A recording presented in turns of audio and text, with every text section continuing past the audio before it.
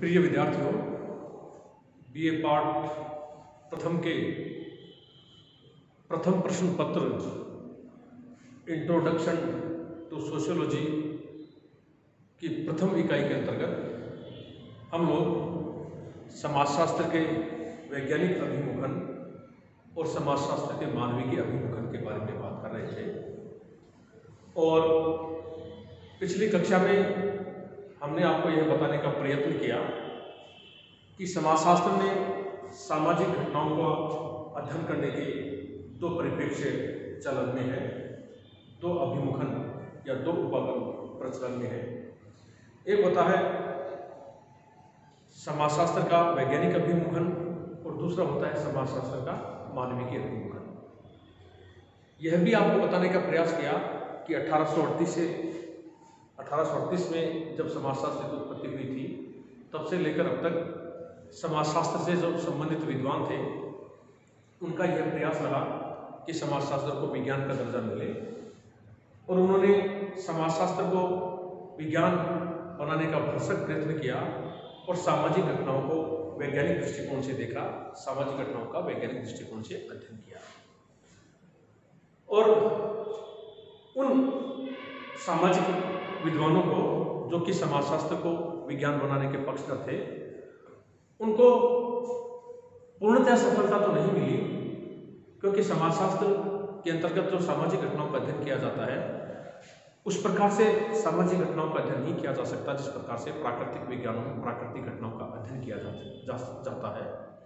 क्योंकि सामाजिक घटनाओं की प्रकृति परिवर्तनशील होती है, सामाजिक घटनाओं की प्रकृति जटिल होती है, सामाजिक घटनाओं की प्रकृति भ्रामक होती है। इसलिए समाजशास्त्र उस प्रकार का विज्ञान तो नहीं बन पाया जिस प्रकार के प्राकृतिक विज्ञान है, बल्कि समाजशास्त्र को सामाजिक विज्ञानों की श्रेणी में जरूर लाकर खड़ा कर दिया गया।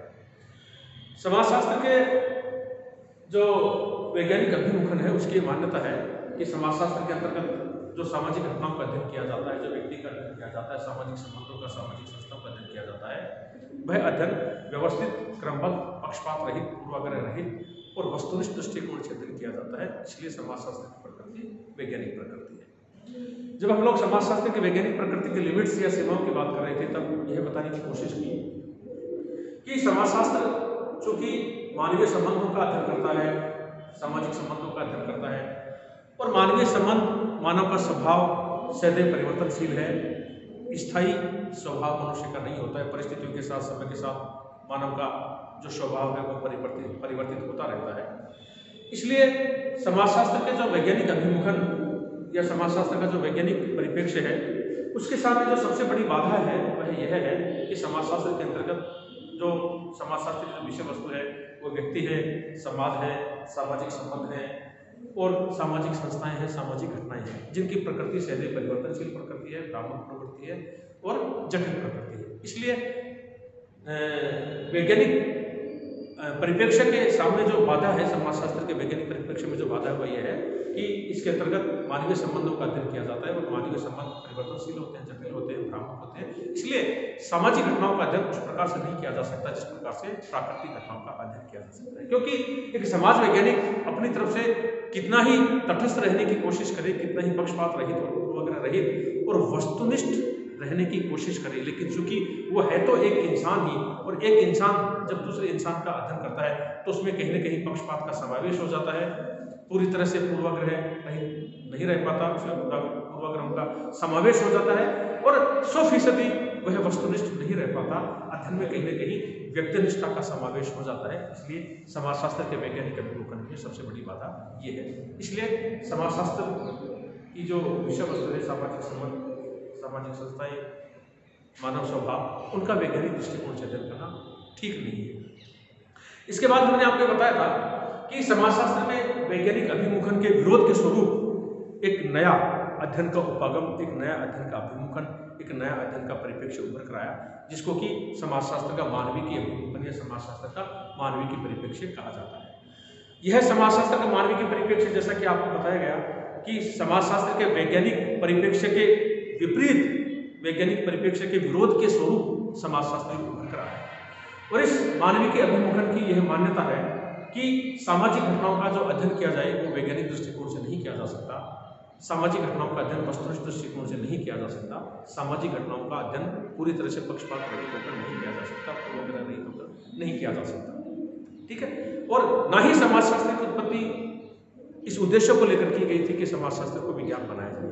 तो समाजशास्त्र में वैज्ञानिक अभिमुखन के विरोध के स्वरूप अध्ययन का एक नया उपागम उभर कर आया, जिसको कि समाजशास्त्र का ह्यूमनिस्टिक पर्सपेक्टिव या समाजशास्त्र का मानवीय परिप्रेक्ष्य कहा जाता है। और जो समाजशास्त्र का मानवीय परिप्रेक्ष्य है, उसका यह मानना है कि सामाजिक घटनाओं का जो अध्ययन है वो संपूर्ण समाज दृष्टि से न करके एक व्यक्ति का अध्ययन किया जाना चाहिए। व्यक्ति की भावनाओं का, व्यक्ति की संवेदनाओं का अध्ययन किया जाना चाहिए, व्यक्ति के इमोशंस का अध्ययन किया जाना चाहिए, व्यक्ति के गुणों और अवगुणों का अध्ययन किया जाना चाहिए, उस वर्ग का अध्ययन किया जाना चाहिए जिस वर्ग की तरफ अभी तक वैज्ञानिक अभिमुखन में विश्वास रखने वाले समाजशास्त्रियों ने ध्यान नहीं दिया, जो कि समाज का बहुत बड़ा तबका है। जैसे महिलाएं हैं, दलित हैं, शोषित हैं, वंचित हैं, जनजातीय हैं, जनजातीय संस्कृतियां हैं, अल्प विकसित जातियां हैं। इन सब की तरफ समाजशास्त्र के वैज्ञानिक अभिमुखन का ध्यान नहीं गया है। इसलिए समाजशास्त्र का जो वैज्ञानिक अभिमुखन है, उसका यह मानना है कि समाजशास्त्र का बहुत बड़ा वर्ग जो कि अब तक अध्ययन से छूटा हुआ है, जो कि अध्ययन से वंचित है, जो महिलाएं हैं, दलित हैं, शोषित हैं, वंचित हैं, जनजातीय हैं, अल्पविकसित जाति हैं, उनका अध्ययन किया जाना चाहिए। और इन सबका अध्ययन वैज्ञानिक दृष्टिकोण से संभव नहीं है। इसलिए समाजशास्त्र में एक मानविक दृष्टिकोण उभर आया, और मानविक दृष्टिकोण का मानना है कि मानव के गुणों और अवगुणों का अध्ययन किया जाए, मानव की संवेदनाओं का, मानव की भावनाओं का अध्ययन किया जाना चाहिए। किसी क्रिया को या किसी शब्द का व्याकरण निहित अर्थ क्या है, इस तरफ ध्यान ना दिया जाकर उस क्रिया को करने वाला कर्ता या व्यक्ति उस क्रिया का अपनी तरफ से क्या अर्थ लगाता है, उसकी तरफ ध्यान दिया जाना चाहिए। यानी कि समाज में उस क्रिया का क्या अर्थ लगाया जाता है, उसकी तरफ ध्यान दिया जाना चाहिए। तो मानविक परिप्रेक्ष्य का यह मानना है कि सामाजिक घटनाओं का वैज्ञानिक दृष्टिकोण से अध्ययन नहीं किया जाना चाहिए, नहीं किया जा सकता।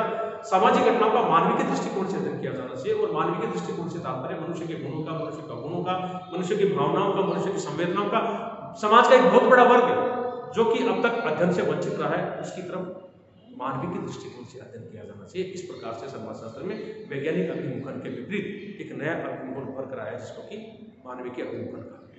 ठीक है। और मानविक अभिमुखन जहां पर वैज्ञानिक अभिमुखन या वैज्ञानिक परिप्रेक्ष्य वस्तुनिष्ठता पर जोर देता है, वहीं पर मानविक अभिमुखन वस्तुनिष्ठता के स्थान पर व्यक्तिनिष्ठता को या सब्जेक्टिविटी पर जोर देता है कि सामाजिक घटनाओं का व्यक्तिनिष्ठ दृष्टिकोण से, सब्जेक्टिव अप्रोच से अध्ययन किया जाना चाहिए।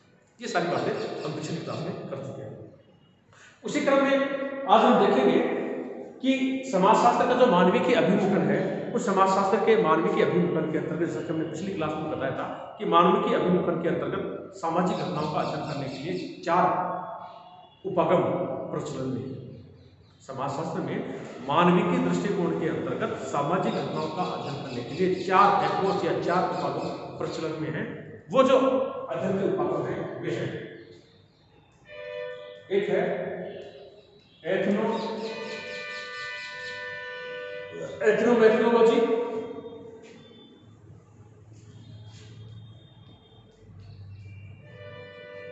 जिसको कि हम लोग मूल जाति पद्धति शास्त्र कहते हैं।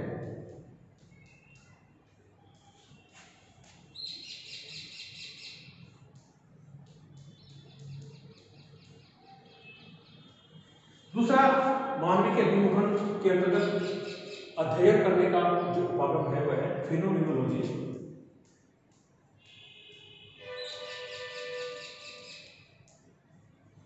इसको हम हिंदी में प्रघटना शास्त्र कहते हैं।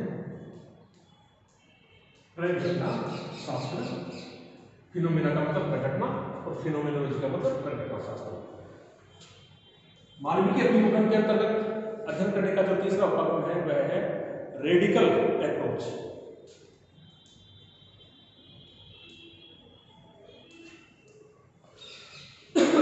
रेडिकल अप्रोच यानी कि आमूलचूल परिवर्तन उपागम।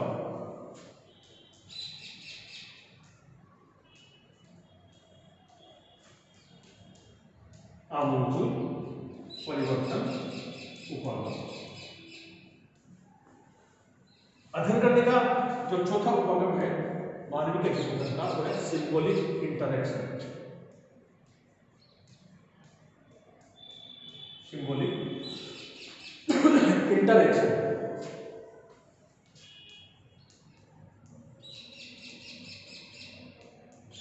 यानी कि प्रतीकात्मक अंतःक्रिया हुआ।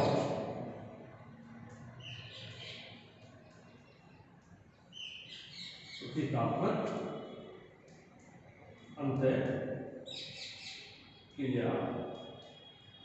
हुआ। तो सामाजिक विज्ञानों में जो मानवीय के दृष्टिकोण से सामाजिक घटनाओं का अध्ययन किया जाता है, वो अध्ययन इन 4 भागों एथनोमेथोडोलॉजी, नृजाति पद्धति शास्त्र, फिनोमिनोलॉजी, प्रघटना शास्त्र, रेडिकल अप्रोच, आमूलचूल परिवर्तन उपागम और सिंबॉलिक इंटरेक्शन या प्रतीकात्मक अंतःक्रिया, इन 4 अप्रोच के माध्यम से, इन 4 भागों के माध्यम से समाजशास्त्र में मानवीय के अभिमुखन के अंतर्गत सामाजिक घटनाओं का अध्ययन किया जाता है। अब हम इनके बारे में विस्तार से देखें। जो एथनोमेथोडोलॉजी है, नृजाति पद्धति शास्त्र है, उसके अंतर्गत मानवीय के दृष्टिकोण में विश्वास करने वाले जब सामाजिक घटनाओं को देखते हैं, सामाजिक घटनाओं का अध्ययन करते हैं, तो इसके अंतर्गत दिन प्रतिदिन की क्रियाओं को सम्मिलित किया जाता है। जो एथनोमेथोडोलॉजी या फिनोमेनोलॉजी है, इसके अंतर्गत दिन प्रतिदिन की घटनाओं को अध्ययन में शामिल किया जाता है। इस उपागम में इस बात का महत्व नहीं है कि परिस्थिति को प्रतिमानात्मक आधार पर क्या मान्यता दी गई है, यानी कि जो फिनोमेनोलॉजी अप्रोच है ह्यूमनिस्टिक ओरिएंटेशन का या ह्यूमनिस्टिक पर्सपेक्टिव का, उसका यह मानना है कि परिस्थिति को प्रतिमानात्मक आधार पर क्या मान्यता दी गई है, इस बात का कोई महत्व नहीं है, बल्कि इस बात पर अधिक बल दिया जाता है कि परिस्थिति विशेष को धारण करने वाला व्यक्ति अपनी परिस्थिति की पुष्टि अपनी भूमिका का निर्वाह किस प्रकार से करता है। यानी कि परिस्थिति का प्रतिमानात्मक आधार क्या है, इस बात पर महत्व नहीं दिया जाता, बल्कि इस बात पर बल दिया जाता है कि जिस व्यक्ति ने जो परिस्थिति को धारण किया है, वह व्यक्ति अपनी परिस्थिति की पुष्टि होती अपनी भूमिका का निर्वाह कैसे करता है। ठीक है, परिस्थिति का मतलब कोई व्यक्ति किसी परिस्थिति को धारण करता है, तो वो व्यक्ति उस परिस्थिति के अनुसार जो भूमिकाएं जुड़ी हुई हैं, उन भूमिकाओं का निर्वाह कैसे करता है, इस बात पर मानवीय के अभिमुखन का जो एथनोमेथोडोलॉजी अप्रोच है, नृजाति पद्धति शास्त्र है, वह बल देता है। और उस व्यक्ति द्वारा संचार के लिए भाषा का जो अर्थ निरूपित किया जाता है, उसका शाब्दिक अर्थ महत्वपूर्ण नहीं है जितना कि उन शब्दों में निहित समझा जाना जरूरी है।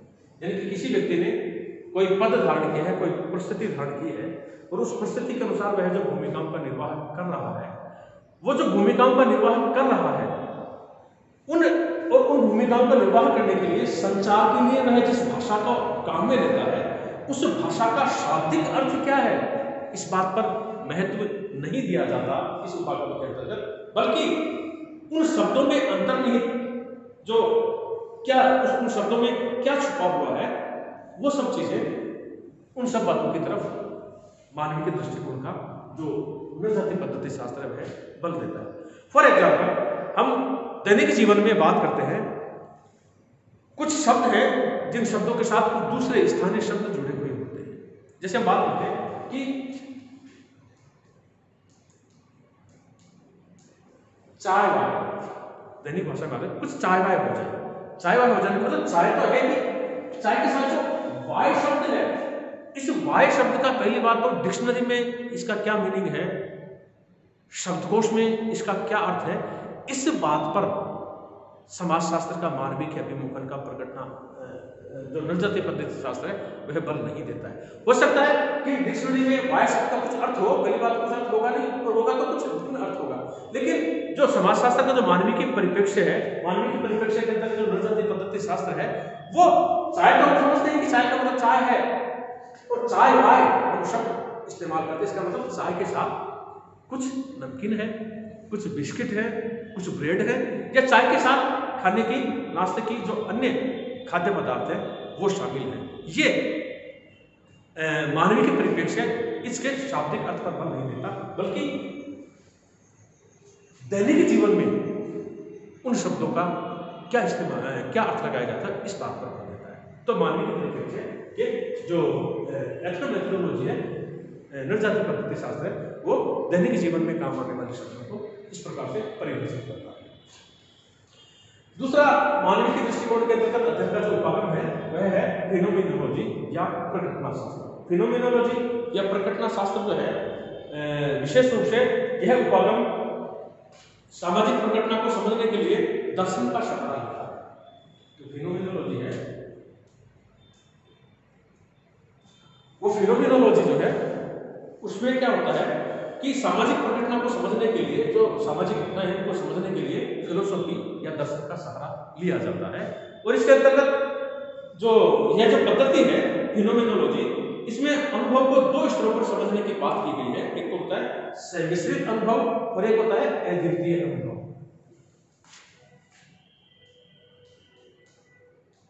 एक तो मिश्रित अनुभव और दूसरा है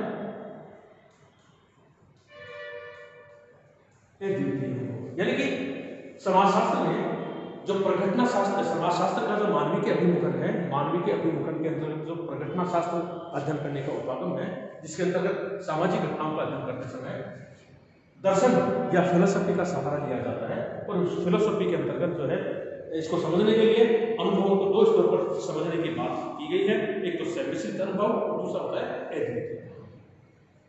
समाजशास्त्र के मानवीय के अभिमुखन के अंतर्गत अध्ययन करने का जो अगला उपागम है वह है रेडिकल अप्रोच या आमूलचूल परिवर्तनवादी उपागम। आमूलचूल परिवर्तनवादी उपागम या रेडिकल अप्रोच से तात्पर्य है जड़ से परिवर्तन। जड़ से परिवर्तन का मतलब होता है यह जो उपागम है, रेडिकल अप्रोच में विश्वास करने वाले सोशल साइंटिस्ट वो व्यवस्था के विरोधी हैं। वर्तमान में समाज में जो व्यवस्था है वे उसका विरोध करते हैं। वो उस तत्कालीन सामाजिक व्यवस्था से असंतुष्ट हैं। वे उस तत्कालीन सामाजिक व्यवस्था को सिरे से खारिज कर देना चाहते हैं, उसमें जड़ से परिवर्तन कर देना चाहते हैं, ऐसा मानना है समाजशास्त्र के मानवीय के परिप्रेक्ष्य के अंतर्गत आमूलचूल परिवर्तनवादी उपागम। यानी कि वर्तमान समाज में जो व्यवस्थाएं चलन में है उन व्यवस्था के प्रति वो असंतोष जाहिर करते हैं, उस व्यवस्था के वो विरोधी हैं और वे मानते हैं कि यह जो वर्तमान की जो सामाजिक व्यवस्था है, इस सामाजिक व्यवस्था में आमूलचूल परिवर्तन, सिरे से परिवर्तन, जड़ से परिवर्तन किया जाना जरूरी होता है, ऐसा मानना है रेडिकल अप्रोच को विश्वास करते हैं। यह उपागम आमूलचूल परिवर्तन का पक्षधर है तथा व्यवस्था का विरोधी है।